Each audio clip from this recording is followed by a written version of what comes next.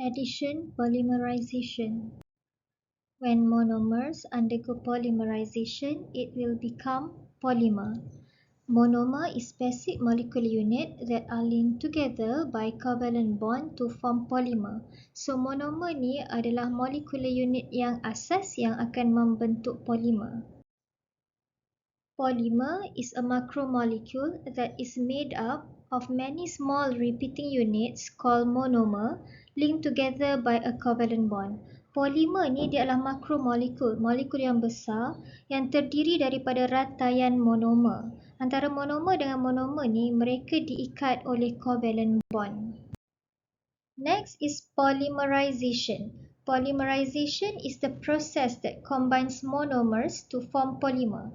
So kita ada dua cara untuk menghasilkan polymer. The first one is through condensation polymerization and the second one is through addition polymerization. So dalam video ni kita hanya akan belajar tentang addition polymerization sahaja. A few example of polymer that form from addition polymerization is polyethylene, polyvinyl chloride or PVC, polystyrene, and Teflon. Monomer for addition polymerization ni normally adalah molekul yang ada carbon-carbon double bond. Dia bukan ada satu je monomer, ada banyak monomer. So antara monomer dengan monomer mereka akan bergabung melalui covalent bond. So proses monomer dan monomer tu bergabung dia macam ni. Double bond ni satu bonding dia ada 2 elektron macam ni. Yang ni pun ada 2 elektron. So bila monomer ini nak bergabung dengan monomer ini, so satu elektron daripada monomer akan bergerak ke sini, satu lagi elektron daripada monomer ni pun akan bergerak ke sini. So bila bertemu 2 elektron, terhasillah bonding macam ni. Double bond kat sini dah tak ada sebab satu elektron dah gerak, so double bond dah hilang, tinggal single bond. Yang ni pun sama, dah jadi single bond. So inilah bonding yang baru terbentuk tu. Kalau kita nak bondingkan monomer ni dengan monomer ni pun dia sama juga. Monomer ni dia ada sepasang elektron dekat bonding. So satu elektron daripada kiri bergerak, satu elektron daripada monomer kanan bergerak. So bila bertemu 2 elektron, terhasillah bonding. So terikatlah 2 monomer.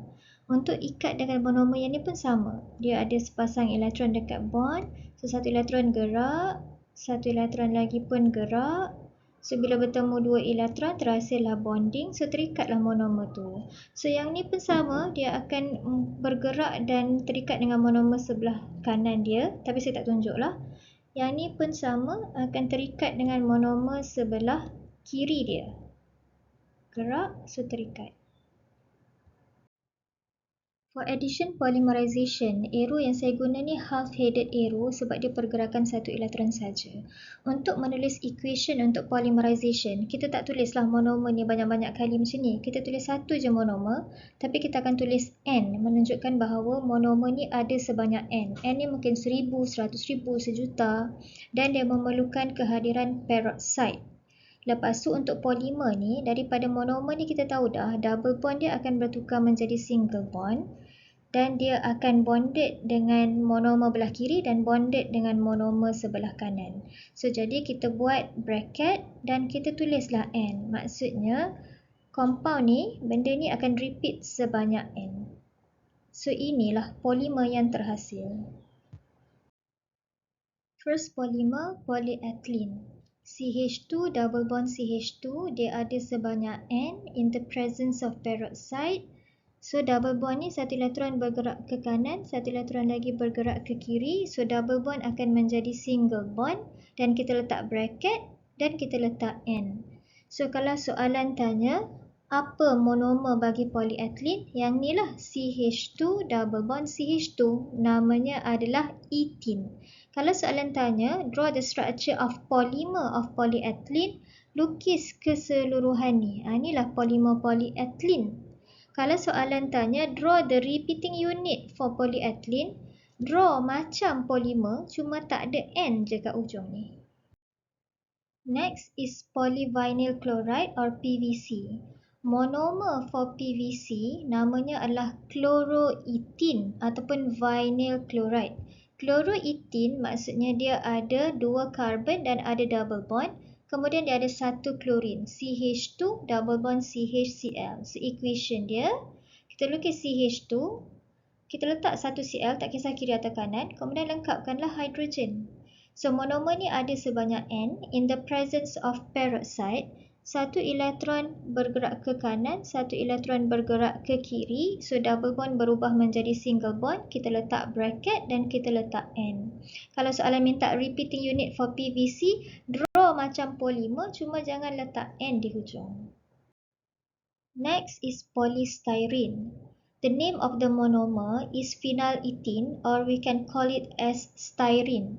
Phenylethene ni dia ada 1 double bond, 2 carbon, dan phenyl ni adalah benzene ring, C6H5. So cara kita draw dia, kita lukis 2 carbon, lepas tu kita lukis 1 benzene ring sama ada di carbon kanan ataupun kiri, lepas tu lengkapkanlah hidrogen. So monomer ni ada sebanyak N in the presence of peroxide, kemudian 1 elektron bergerak ke kanan, 1 elektron bergerak ke kiri, dan dia akan menghasilkan single bond, dan kita letak bracket dan tulis N di hujung. Kalau soalan minta repeating unit, kita lukis polimer tanpa N di hujung. The last one is Teflon, or we can call it as polytetrafluoroethylene. The name of the monomer is tetrafluoroethene. Tetrafluoroethene dia ada 2 karbon sebab dia ethene dan ada double bond. Tetrafluoro maksud dia ada fluorine sebanyak 4. So jadi bila kita lukis karbon-karbon double bond, jadi 4 bonding tu semuanya fluorine. So monomer ada sebanyak N in the presence of peroxide. So double bond tu 1 elektron bergerak ke kanan, 1 elektron bergerak ke kiri. So dia menghasilkan single bond, letak bracket dan letak N. Untuk repeating unit, lukiskan macam polimer tapi tanpa N. Thank you for watching.